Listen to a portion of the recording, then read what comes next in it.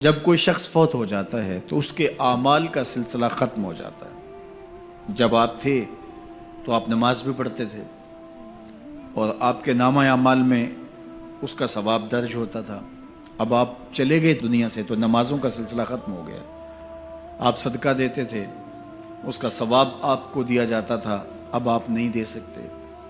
آپ تسبیحات کرتے تھے، آپ کسی کی مدد کرتے تھے، آپ لوگوں کو راستہ دکھاتے تھے، راستے میں پڑی ہوئی چیز اٹھا لیتے تھے، کسی پیاسے کو پانی پلا دیتے تھے، کسی بھوکے کو کھانا کھلا دیتے تھے، کسی برہنہ وجود کو لباس دے دیتے تھے، کسی کا بیٹھ کے دکھ سن لیتے تھے، کسی کی مشکل میں کام آ جاتے تھے۔ آپ حج کرتے تھے، آپ عمرے کرتے تھے، آپ قرآن مجید کی تلاوت کرتے تھے۔ یہ کتنے اعمال خیر تھے جو آپ بجا لاتے تھے، لیکن جب موت آئی تو یہ سب کچھ ختم ہو گیا۔ الا من ثلاثہ، لیکن 3 اعمال کا ثواب ہے جو اس کے نامہ اعمال میں درج ہوتا رہتا ہے۔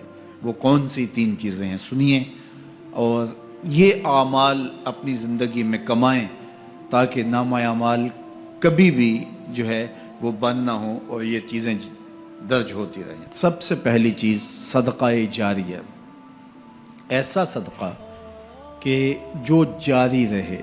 آپ نے مسجد تعمیر کروا دی، جب تک وہ مسجد موجود رہے گی اور لوگ اس مسجد کے اندر نماز پڑھتے رہیں گے، ان کی پیشانیاں سجدہ ریز ہوتی رہیں گی، تو نماز پڑھنے والوں کو تو ثواب ملتا ہی رہے گا، جنہوں نے مسجد تعمیر کروائی ان کے نامہ اعمال کے اندر بھی ثواب درج ہوتا رہے گا۔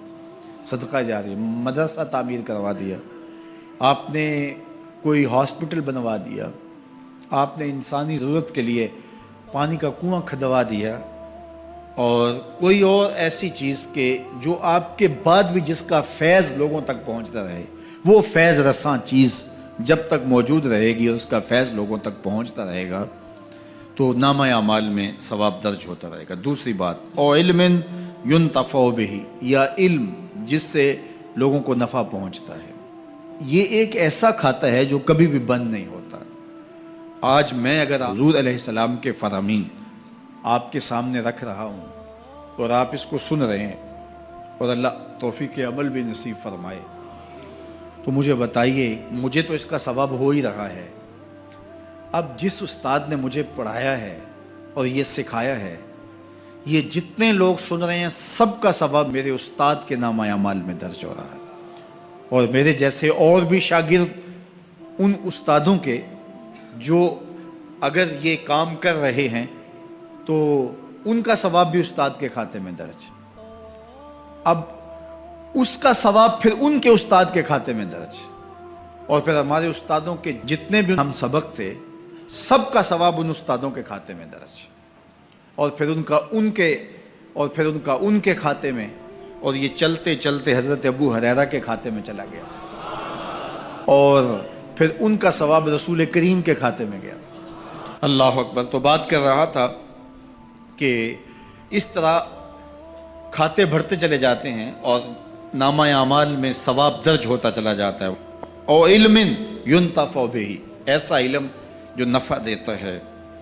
او ولد صالح یدعو لہ، تیسری بات، صالح اولاد جو ماں باپ کے لیے دعا کرے، اور ماں باپ کے لیے جب دعاؤں کا سلسلہ اولاد کی جانب سے جاری رہتا ہے تو وہ صدقہ جاریہ ہوتا ہے۔ صالح اولاد ماں باپ کے لیے کبھی بھی دعا ترک نہیں کرتی۔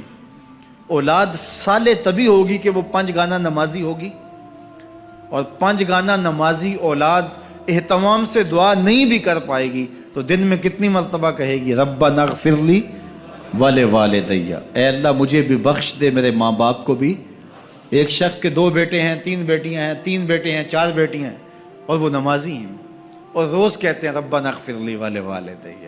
یار کبھی تو کوئی لمحہ ایسا ہوتا ہے جب تار جڑی ہوئی ہوتی ہے، کبھی تو لمحہ ایسا ہوتا ہے جب بالکل خلوص کا رشتہ مضبوط ہوتا ہے، کبھی تو لمحہ ایسا ہوتا ہے جب رقت تاری ہوتی ہے۔